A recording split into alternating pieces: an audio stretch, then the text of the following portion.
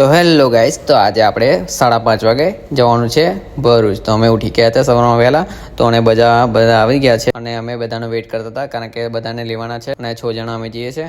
અને 7:30 વાગે તો અમે પહોંચી ગયા છે વડોદરા. અને વડોદરાથી અમારે જવાનું છે ઓફિસે કારણ કે લેવાનું છે સ્ટ્રક્ચર. તો અમે ઓફિસે જઈશું હવે કારણ કે સાઈડ એન્જિનિયરને બી લેવાના છે.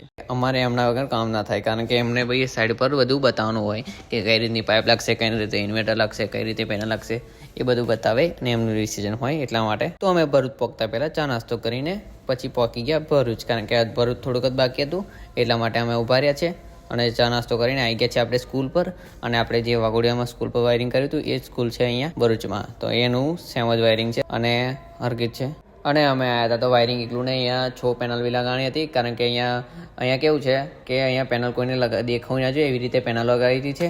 અને ઉપર 6 પેનલનું સ્ટ્રક્ચર મારવાનું છે અલગથી આ બાજુ કારણ કે અહીંયા ટોટલ બધે લાગી ગઈ છે. ઉપર બી લાગેલી છે આ સ્ટેરિસ પર અને પેલી બાજુ નીચે બી લાગેલી છે, જોઈ લો. અને આપણે અહીંયા બાજુમાં શેડ છે એ શેડ ઉપર આપણે લગાવવાની છે 6 પેનલ. અને અમે પછી માપ બાપ લઈને ઉપર ચડી જાય શેડ ઉપર કારણ કે અહીંયા 6 પેનલ સેટ થતી નથી એટલા માટે અમે પરાણે આ સાઈડે જઈને આ બાજુ માપ કરીને લગાવી છે. અને આ સ્કૂલ જો આપણે વાઘોડિયા છે સ્કૂલ છે અને આપણે ક્લેમ્પ આવી ગયા છે ઉપર અને આ ક્લેમ્પ વડે આપણે ઉપર મારવાની છે. તો સુનિલભાઈ અમે બે માપ લેતા હતા અને ટોટલ 6 પેનલ સેટ થઈ ગઈ અહીંયા. અને પછી અમે બધા વાડકી ગયા અને આ પતરાના અવાજ છે એટલા માટે ક્લેમ્પ મારવામાં બી તકલીફ પડતી હતી કારણ કે જો હાઈવે જોડે છે એટલે દડ ઉડીને આવે સીધો પતરા ઉપર અને પ્લગ બી લસતા હતા કારણ કે ડિગ્રીમાં વધારે છે શેડ એટલા માટે.